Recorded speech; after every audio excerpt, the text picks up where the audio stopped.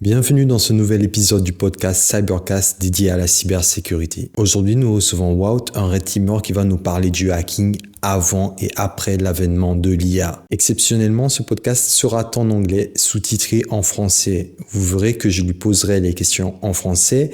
C'est parce que c'était plus pratique, mais aussi pour tester l'algorithme de YouTube et voir son comportement. N'oubliez pas de laisser un like si ce podcast vous plaît et aussi très important de le partager pour qu'il puisse se faire connaître. Bonsoir Wout et bienvenue sur ce podcast. Bon, on a Nala qui a commencé, qui est la mascotte. Vous le voyez pas, mais Nala, c'est la petite fille de Wout. C'est sa chienne. Je sais pas si elle se voit à la caméra. Super mignonne. Wait, yeah. Don't know if you will see her, but I hope you do. Because she's so lovely. Est-ce que tu peux te présenter à la communauté? Yes, of course. So my name is Wout Baanst, and I'm an ethical hacker now for around 7 years, I think.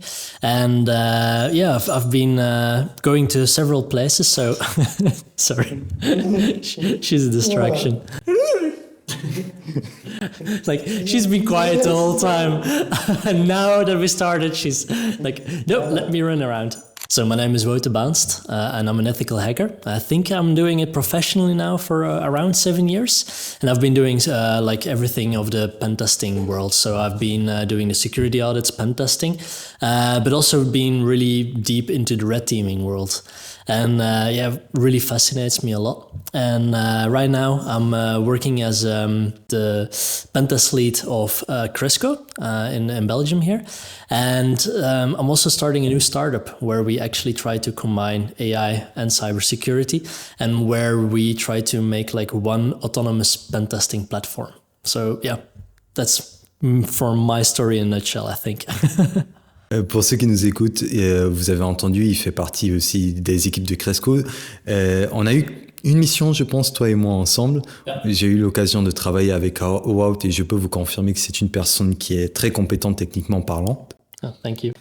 C'est un red teamer aussi, c'est pour ça que je voulais absolument t'avoir sur ce podcast, parce que j'ai eu très peu de red teamers et on avait prévu de faire ce podcast depuis le mois de décembre, j'ai envie de dire, ou novembre. Yeah, I think it's something like that. It's already a long time that we're talking about this. Quand je t'ai parlé du sujet que tu aimerais aborder sur cette chaîne, tu m'as dit que tu souhaiterais aborder l'intégration de l'intelligence artificielle au sein de la cybersécurité offensive. Est-ce que tu peux nous dire pourquoi? Because cybersecurity, and especially like AI in cybersecurity, is something that has been evolving quite rapidly over the years. And I don't think people really understand like how we used AI before actually AI was cool, before the whole ChatGPT craze. So what I would find very interesting to talk about is like how we as hackers used AI before ChatGPT, and then how the whole world changed, and then where I think it's actually going to. So that's something that I would really like to discuss. Et selon toi, comment était le hacking avant l'intelligence artificielle et comment est le hacking aujourd'hui? Qu'est-ce qu'il apporte de plus à ce domaine? Yeah. So I think it's very important to know that AI was already like very much used within cybersecurity before ChatGPT, but there we mostly saw it being used in the defensive side. So a lot of the systems, they had like these anomaly detections, so they had a huge range of data, and based on just some anomaly detections, they were able to get some alerts in place that something was wrong. And on the offensive side, it was not used that much yet, actually. And then when OpenAI came into the world, what happened is they released GPT-2 and GPT-3, so even before ChatGPT, and the whole boom started. And with those models, basically we already started to try and automate some parts. For example, we tried to make our phishing mails that way, or get a little bit of text for a LinkedIn page that we were trying for profiles for our fishes and the spear fishes. We tried to automate part of that with the GPT, but that was very limited. Or even like one of the funny stories is like before the whole AI thing, when we needed a picture for LinkedIn, we did not have any generative AI. we needed to use like a random picture of the internet of a person. So yeah, it's like very gray area because we're using an existing person's face. And so that is something that we used to do. Then there was a website that was called This Person Does Not Exist. That changed everything. Like for us, I was like, oh, okay, we can use regular pictures again. And so with This Person Does Not Exist, we use those then. And the problem with those, the funny thing is when we used those in the beginning, it worked fine. And then suddenly they were detected. When we created a profile on LinkedIn with a face with that, it was detected. The funny thing is the eyes are always on the same place. So when we realized that was the point where they started to detecting those kind of pictures, we started cropping them, just making the eyes a little bit to the left, enlarging it, adding some noise or whatever. And then we bypassed those detections again, and then we could move on. But right now, it's a lot easier to just you say, okay, I need the profile of a CEO and I want it to be an old balding man. You just describe you just write the description in ChatGPT and boom, you've got a picture. So it's just made like everything so much easier. And I think like the main thing that's important to know, like before ChatGPT, the main use case in offensive AI that we used it for was the preparation phase. So creating the whole pretext of phishing, for example. So creating the phishing mail, creating our LinkedIn page and the text in there, creating the picture of it, that was like the whole pretext. But after that, we almost never used AI anymore.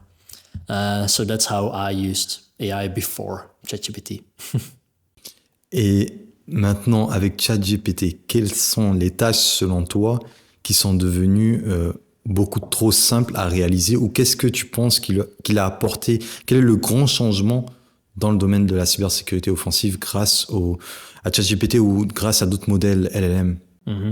So I think there, what definitely got easier was just like what I already did with AI. Like for example, the phishing mails generation, that just got so much better. And it was so much easier to like fine tune them. So I've been using those kind of LLMs a lot more during my daily routines. But also like just during the pen testing itself, it's very easy to just be able to take it and take some output of a tool, drop it in there, or if you don't understand something, just drop it in ChatGPT. So that really has replaced Google for me, just as how I was researching things. C'est vrai qu'aujourd'hui, grâce à l'IA, les recherches sont vachement plus ciblées. Il y en a qui disent, et je suis d'accord avec eux, que par exemple, des sites comme Stack Overflow sont en train de mourir grâce au LM.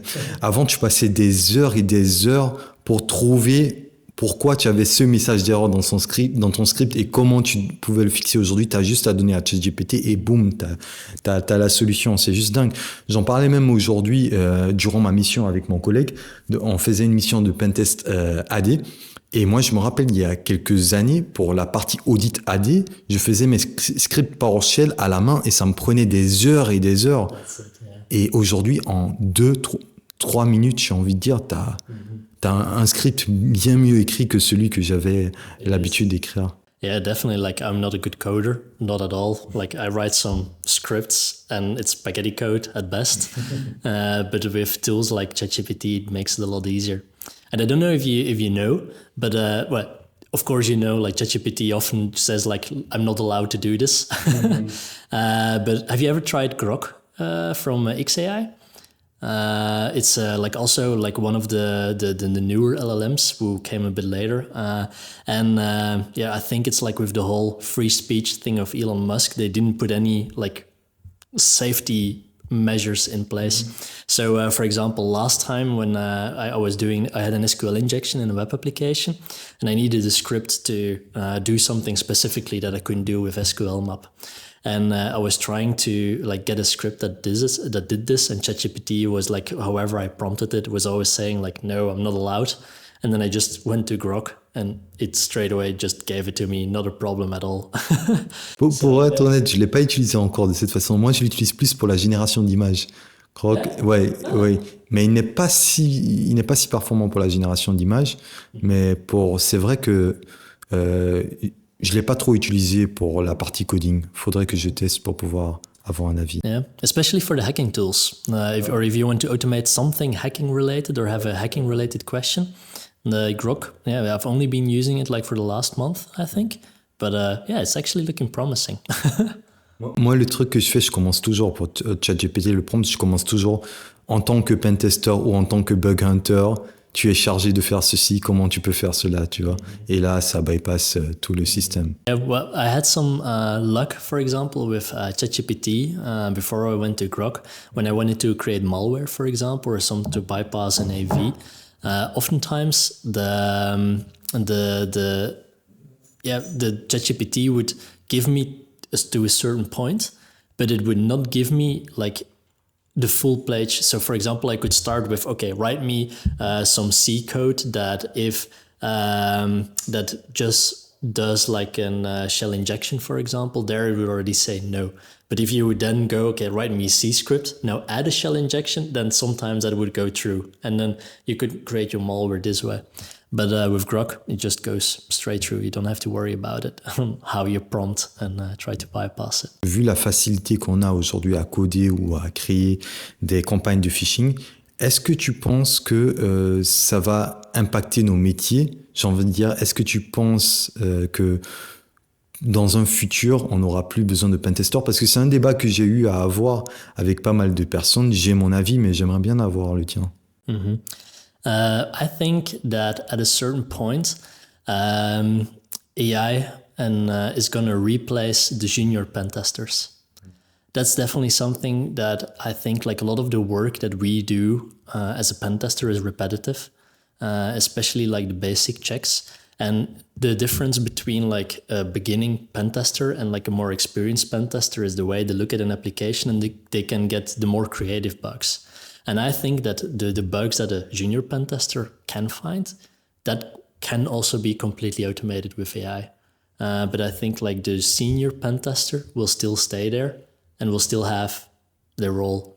But the gap to enter the ethical hacking market will become bigger, I think, because of this. Ça sera plus compliqué selon toi. Parce que typiquement des failles, quand on touche aux failles business logique, pour moi, c'est très compliqué de remplacer l'humain à ce point-là parce qu'il faut faire preuve de bon sens et l'intelligence artificielle ne sait pas faire preuve de bon sens.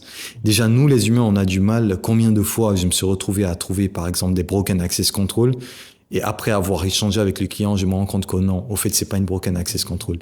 Et ce truc d'échanger avec le client, de comprendre le fonctionnement de l'application et savoir le contexte, on peut contextualiser avec l'IA, mais c'est très difficile de pousser la partie, encore une fois, je prends juste un exemple, mais par exemple la partie business logic. Et c'est vrai que les pentesters juniors, de base, généralement, ils cherchent pas ça. Yeah, that's definitely true.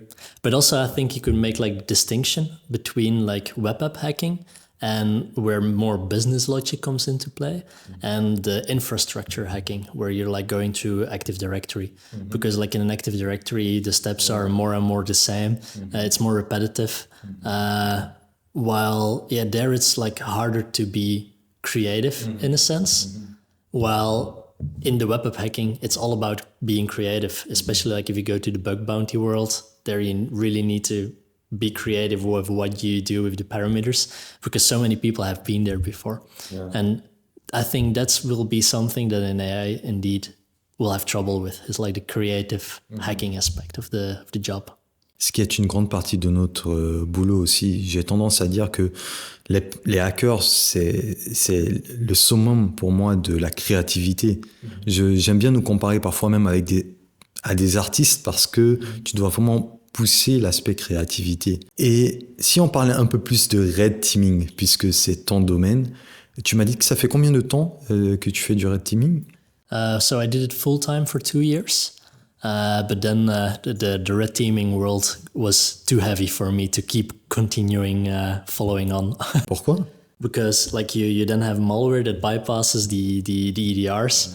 And then 2 weeks, like it's state of the art, everything is new. And then 2 weeks later, it gets detected again. Like taking a week of holidays already made me feel like I was getting behind again. So that was, yeah, for me, I couldn't keep up with the high-speed game of the red teaming world. Yeah. Je comprends tout à fait. Je comprends tout à fait. Mais c'est aussi un domaine très passionnant. Je veux dire, on a tous rêvé d'être ce hacker comme dans les films qui se cache pour s'introduire dans une entreprise et tout. Mais si on revient aujourd'hui à l'intelligence artificielle, mis à part les campagnes de phishing, la partie malware, est-ce que tu vois un autre type de scénario qui est applicable grâce à l'intelligence artificielle? I think the biggest one that's being used today, but not necessarily by us as hackers, but also very much like the cybersecurity aspect, is just misinformation in general. It's very easy to just generate some text which looks logical. For example, last time when I did a presentation on this, I used like a prompt that asked, and I asked the AI to write me a script that wrote me fake news as if COVID would be the cause of Alzheimer. And the crazy thing is that nowadays it gets so good that it would get like a protein out of COVID, where COVID actually, like if you research it, COVID actually interacts with the protein. And that protein was also correlated like somehow to Alzheimer. So if you would search for COVID and the protein or the protein and Alzheimer, you would see like it matches out. Oui, si je me trompe pas, c'est un taux élevé de protéines dans le cerveau qui implique l'Alzheimer, quelque chose comme ça. Je pense que c'est un truc comme ça. Je mettrai la recherche à l'écran pour ceux qui verront. Et c'est vrai que c'est fou, la désinformation. Et le problème, c'est que déjà avant l'intelligence artificielle, les gens ne prenaient plus le temps de lire. Avec les réseaux sociaux, avec les Reels, TikTok, ce genre de réseaux, les gens n'ont plus cette approche critique de se poser la question de si l'information est vraie. Et avec l'intelligence artificielle qui rend encore plus crédible la désinformation, je ne sais pas là où on va, mais je crains pour le futur. T'en penses quoi justement de ça? Et comment tu penses que, c'est un aspect aussi qui m'intéresse, comment tu penses que tu peux protéger tes proches de l'intelligence artificielle, enfin du mauvais côté de l'intelligence artificielle? That's a good question, actually. I think there it goes back to just educating people on the dangers of cybersecurity in general.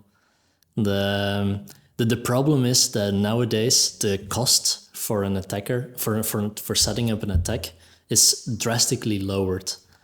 For example, for someone like the Nigerian prince, for example, if someone would otherwise get a Nigerian prince and try to scam a lot of people, with ChatGPT you can create, like with minimal effort, a phishing mail that's a lot more effective than that. So yeah, it will all come down again to educating the people that are around us and telling them like what do we need to be careful of when we are on the internet. For example, my mom, I trained her so hard, like if you get a mail that you didn't expect, let me know. And then she's always like, can I trust this? Can I trust this? And so for right now, she's actually doing a really good job on asking me for help and getting the reflex of, I didn't expect this mail. Can I trust this or not? And then gets my advice on it. So yeah, I would advise everyone who's a little bit like knowledgeable on the internet to get this role for their close ones and help them this way, like that at least they have a place to come to in the case of questions. Tu m'avais parlé des différents types d'intelligence artificielle utilisés dans la cybersécurité offensive. Est-ce que tu peux nous en dire plus? Yeah, definitely. So I think right now I've mostly been talking about we as hackers use AI, and that's within the industry it's not like a clear, like it's not like a common term, but it's often referred to as the offensive AI. So how do hackers use AI in offensive tasks? But it's good to know that that's not the only part where AI is used when in the offense in general. We can also have adversarial AI, and that's instead of targeting like an application or something else or company, is that we target the machine learning models itself. So that's the adversarial AI. Like I think the best example is just trying to bypass the content filter of ChatGPT. That's adversarial AI. And then a third one that is now coming up with the integration of AI everywhere is just like the vulnerabilities that are being introduced due to the use of AI. And it's like the most common one there is the prompt injection. Like where you just in your page, you give like a hidden prompt to ChatGPT and it will interpret and execute on that as part of the execution. So I think those are the three main ways that I see AI being used in offensive cybersecurity in general, mainly in offensive security, but also the other ways are getting more and more out there. Et tu pourrais nous donner quelques exemples pour chaque modèle dont tu viens de parler? So one of the examples that I can give for like the adversarial AI and like a use case I found like very interesting. So this was introduced to me by Will Pierce, and he's like one of the first people who is like on the intersection of cybersecurity and AI. And he told me about a story where he was tasked with like sending a fish to a company, like a target of them, but that company was using Mimecast. And Mimecast is actually pretty good at detecting phishing mails in a whole load of regular mails. And so they tried a couple of mails, but it was always detected. And yeah, they just wanted to know why is this being detected. And so they really wanted to kind of like unravel the AI algorithm that was used behind it, but they had no way of seeing the model behind Mimecast. So what they did is they actually sent like a huge amount of mails to like a random institution that was using Mimecast, and they were actually trying to see like with the content of the mail which mails are they triggered on. For example, is it a phishing mail or not? And this way they got like a whole list of emails, and they could label all the emails with the results of the Mimecast. So the Mimecast would say this mail is 70% phishing mail, this mail is 50% phishing mail. And then, so they had that whole list, but then they would create their own AI that would be trained on that data set, and it would be trained on, okay, this mail, it would have to give the same result as the Mimecast. So this way they basically got like a cheap copy of the Mimecast algorithm, and they could test locally, okay, if I'm writing this mail, is it going to go through or not? So this way they could really like do this, and they could try with certain words, and at a certain point they had like a whole list of words that they knew, okay, if I use this one, I should avoid it, and they could test it locally, and this way they were able to get their fish in the client network. Well, I don't remember anymore, but probably if you say anything with urgent or some like these kind of structures, then that algorithm would trigger on it. It's something that you like we as pen testers, when we do like our phishing simulations, when we're trying to battle against the spam folder, we already know, okay, if we use words like urgent and this, we already feel this intuitively of what we need to prevent. But like with that algorithm that he created, like you could even see like very much, okay, you should change this word or this word or this word in your thing. So yeah, for them it was a lot easier to create a mail that would bypass the filter. C'est ainsi que s'achève cette première partie du podcast. La deuxième partie sera postée dans les semaines à venir. Pour vous assurer de ne pas le louper, abonnez-vous à la chaîne, très important, activez la cloche de notification. Je vous donne rendez-vous dans une prochaine vidéo, et avant de quitter, pour finir en beauté, je vous laisse quelques images de Nala.